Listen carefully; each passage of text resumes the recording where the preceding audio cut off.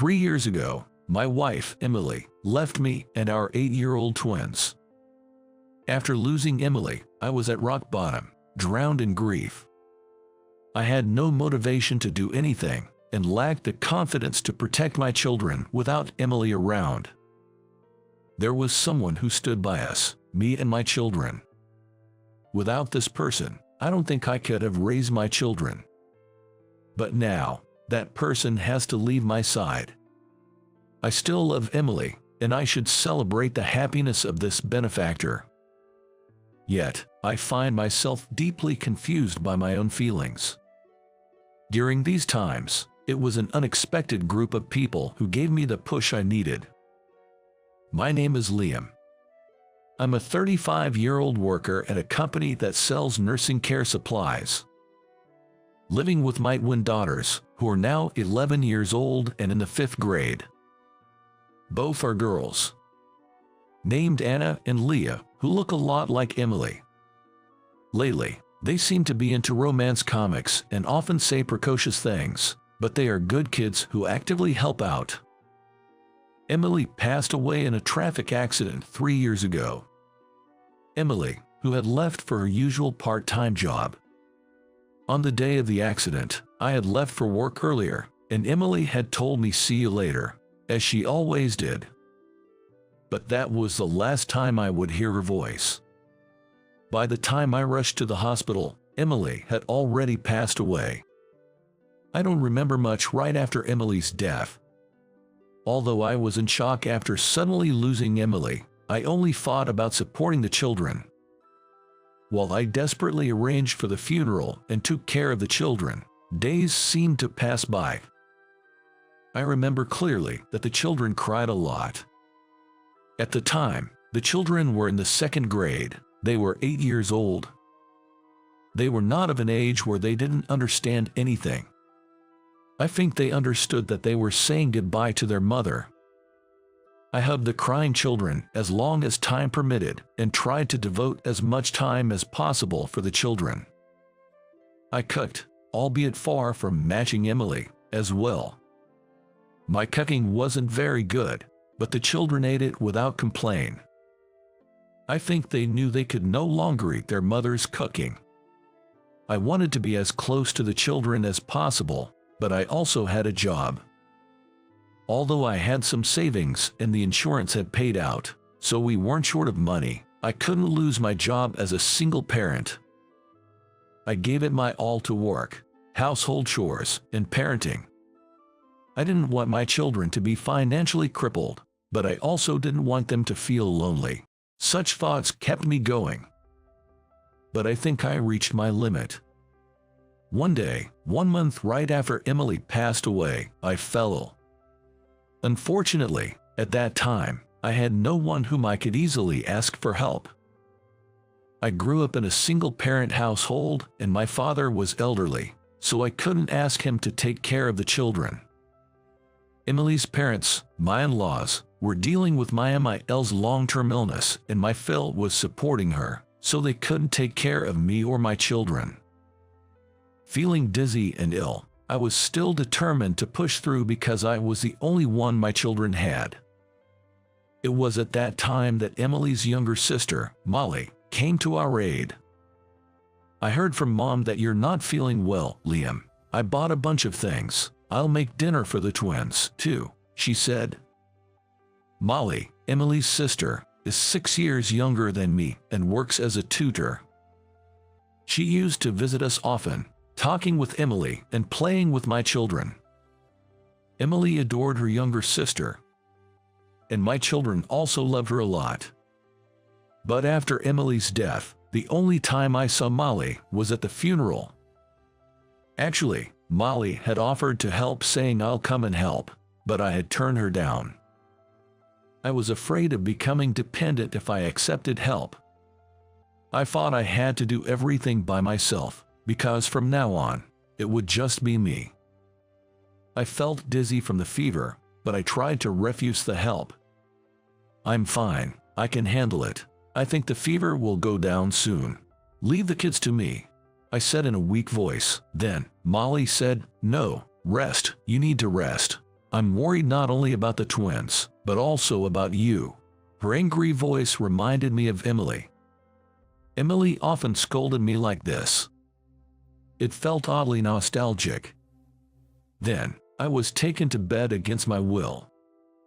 While I was asleep, Molly prepared meals for my kids and took care of chores like laundry. Molly had come in the evening, but when I woke up, it was already past 10 p.m. She had even helped the kids with their bath and prepared for their school the next day. My children were already asleep. "Molly, I'm sorry for everything." I felt helpless. "I have to keep going for Emily's sake." I sat dejectedly on the living room couch. But suddenly, I heard the sound of cooking from the kitchen. Turning towards the kitchen, I saw Molly, back to me, perhaps reaching for a plate. She was wearing Emily's apron. Watching Molly in the kitchen, tears started rolling down my cheeks. Perhaps it was because I was reminded once again that Emily would never be in the kitchen again. Once the tears started, they didn't stop. Thinking about it, I hadn't cried at the wake or the funeral because the children were present. I couldn't cry. This was the first time I cried since I lost Emily. I let my tears flow for a while, and when I calmed down a bit, Molly asked me to move from the couch to the dining table. When I sat down, Molly placed a steaming bowl of chicken soup in front of me. "Here you go." Prompted by Molly's voice, I clasped my hands together and said, "Thank you." This was the first time I was eating a meal cut just for me since I lost Emily. It's delicious. Ever since I lost Emily, I had lost the taste for anything I ate, but this chicken soup was delicious. As I ate, Molly casually picked up a photo from the living room. It was a photo from when we all went to Disneyland. A picture of the kids happily playing. "You've been pushing yourself too hard, haven't you?" Molly, still holding the photo, looked at me with kind eyes and said, "The kids are a handful, with work and chores. You're overdoing it." I couldn't respond to her valid point. "Am I not doing well enough?" Molly disagreed with me. "The exact opposite. You're trying too hard," the kids told me before bed. "Dad is always working so hard, but they said you looked very tired." Hearing that, I covered my face with my hands. I had made the children I should be protecting worry. "I'll help you. I live nearby. Let me help protect the kids with you." But, Molly, you have work too, right? I don't want to take up your valuable time for our family. We'll be fine." When I said that, Molly sat down across from me. "When Emily passed away, did that mean she was no longer part of your family?" "Absolutely not. Emily will always be a part of my family, a very important part of mine and the children's family." Molly nodded with a smile. "I'm glad, that's right. Then my relationship with you all hasn't changed either. Just because Emily's gone doesn't mean we say goodbye. The people who were important to Emily are also important to me." With tears in my eyes, I lowered my head. "Thank you, really, thank you." Feeling guilty, I also felt a profound sense of relief. It felt reassuring to know that I could depend on someone else, someone who would protect my children along with me. "No need for you to do everything on your own. I am here," she said. Since then, Molly has been coming to our house every 2 or 3 days and cooking meals for us. She watched the kids on my overtime days and even did the school runs. The children's smiles started to increase gradually. It gave me some breathing space and allowed me to get my emotions in order. Even after 3 years, Molly has been helping our family without fail. Although she comes over less frequently now, on off days, we often go out together, just me, the kids, and Molly. To the kids, she might feel like a much older sister. I enjoyed the relationship I had with Molly and hoped that this lifestyle would continue. However, I was soon made to realize that was wishful thinking. By my aunt's words, "There's a good marriage proposal for Molly. Why don't you meet him?" The aunt was my father's sister. She would come to visit our house about once every few months with various gifts. Usually, she brings candies the kids liked, but that day, she brought a marriage proposal for Molly. It seemed that even Molly was hearing it for the first time and looked surprised. No, I can't possibly go for an arranged date." When Molly hesitantly said this, my aunt seemed to get a little annoyed. "What are you saying? You're already 29, aren't you? If you keep looking after Liam and the kids, you'll miss your chance to get married. The kids have gotten used to living as a trio, and they probably don't need you to help them out anymore, right?" I panicked. I still wanted Molly to help out at our place. It wasn't even about the housework. I just didn't want to lose the time spent with my kids and Molly. But as I was about to say that, a picture of Emily, my deceased wife, caught my eye. It made me realize something. That I felt happy spending time with another woman in the absence of Emily. Once I realized that, I felt guilty towards Emily. I could also understand what my aunt was saying. Molly was still 29. If a good opportunity comes along, she should date and perhaps start a family. If she keeps coming to our place, I'd be restricting Molly's possibilities. So, I forced a smile and said, "Molly, don't worry about us. Why don't you go for the arranged date? You might meet someone nice." But Molly was still hesitant, but my aunt pushed forward the conversation almost forcefully. "It's settled.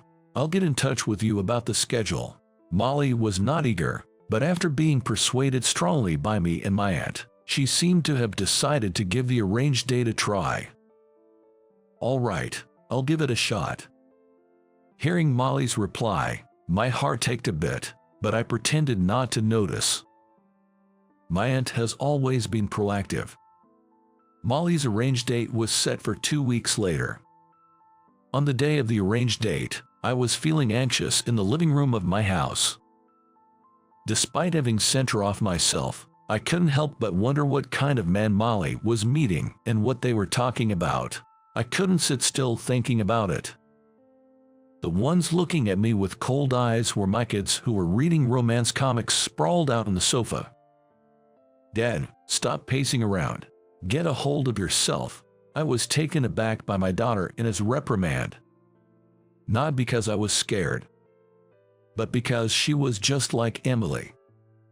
Mom always used to say, didn't she, "Falling in love is a wonderful thing. You shouldn't lie to your own feelings." Dad, aren't you lying to your own feelings? I was flustered by the words of my daughters, Anna and Leah. "What are you talking about? I'm not doing anything like that." I noticed my voice was sounding pitiful and small. The girls put down the romance comic books they were holding and faced me. "We're in 5th grade, you know. We're not little kids anymore. We understand. You like Molly, don't you?" "What, you like? What are you girls?" I was incredibly embarrassed talking about love with my daughters, but they seemed exasperated by my reaction. "Stop treating us like kids. Some of us even have boyfriends, you know. We can talk about this stuff. Don't be so shy." I was speechless, surprised by how precocious these modern elementary school kids were. "Are you worried about us? Our mom is, well, just our mom, but we love Molly. She's been there for us when we were sad or happy. Molly can't be our mom, but we think we could make a great family with her." Listening to their conversation, I was oddly moved. I thought they were just a sloppy kid who liked romance comics. But to think they had grown up enough to say such mature things. "You girls, you've really grown up, haven't you?" I stroked their heads. But they recoiled from my touch as if trying to escape. "We told you, stop treating us like kids." I looked at my own hand hanging awkwardly in midair and gave a wry smile. But Dad, you should go. Your crush might get taken by someone else. That's right. We can stay home alone for a while, okay? You don't need to rush home. Take your time on your date. I glanced briefly at Emily's portrait, remembering her smiling face. She was always the type of person who would scold me when I was being pitiful and push me forward. The kids seemed to have taken after their strong-willed mother. They say kids grow up fast, and I guess that was exactly the case. And so, pushed forward by my kids, I rushed off to the matchmaking event. During the entire conversation with my kids, one woman kept coming to mind. It was Molly. She'd made me porridge, rushed to the kids' school events, made lunches for sports day, even sewed costumes for the school performances. Molly was always there for us. I wanted her to continue to be there. There was no one else at the matchmaking venue but Molly. When she saw me, her eyes went wide. Liam, Molly, where's your date? Molly gave a self-deprecating laugh. I told him I had someone I liked and ended it early. Wait, let me say it. I cut Molly off. I'd been dependent on her all this time, playing ignorant while knowing our feelings for each other, scared to face her. If I kept being so pitiful, I'd get scolded by my kids again. And by Emily too. I had to be the one to talk. Molly, I love you. Molly looked at me, her eyes on the brink of tears. Is that, as a sister-in-law? I met Molly's gaze. Seeing the tears in her eyes, I understood I had made her wait because of my cowardice. As a woman, I'm sorry for making you wait. It was pitiful. The kids scolded me. They said they think we could make a great family. I feel the same. Please stay with us.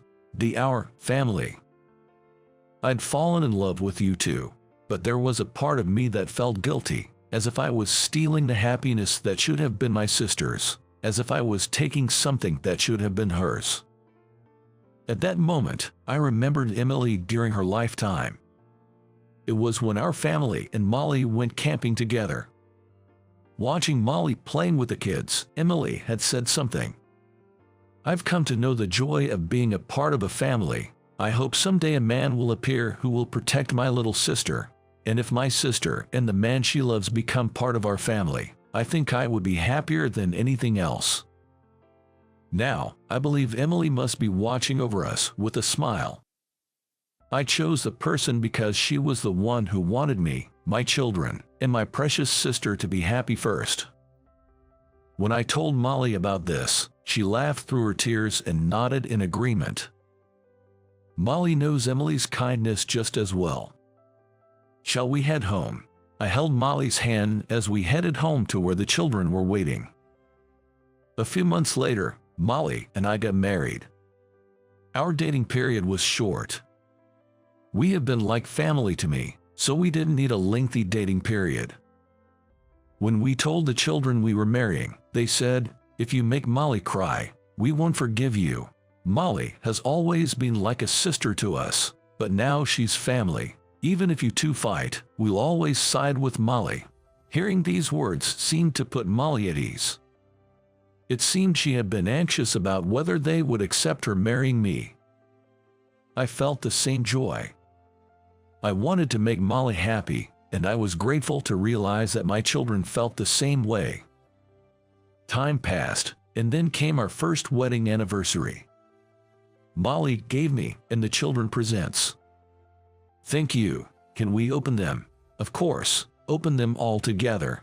Molly told us to do so with sparkling eyes, so my children and I opened the presents all at once. Mine looked like a letter. A travel voucher, perhaps, but when I opened it, there was an ultrasound photo inside. I was in complete shock. Then it seems Anna and Leah had opened their presents as well, and they let out a loud exclamation. These are baby clothes. Wait, a baby. In Anna and Lee's hands were a baby's outfit and a bib. Both the children and I were surprised and turned to look at Molly. Molly smiled softly, touched her belly, and said, "Our family will soon be growing." The children, who had been annoyingly clamoring for a younger sibling, were overjoyed. Without even knowing the baby's gender, they were already thinking about names. Watching the two of them, I gently touched Molly's belly. "Molly, thank you so much." Molly then leaned into my ear and shared a fact. "The due date, it's August 10th. In that moment, I thought of Emily. August 10th was our wedding anniversary with Emily. I think our sister is watching over this child." I nodded repeatedly to Molly's words. "I still miss Emily, but I want to keep building happiness with my family. I believe this will make Emily smile too, who is up in the sky." What did you think? Subscribing to our channel will motivate us to create more content. See you in the next video.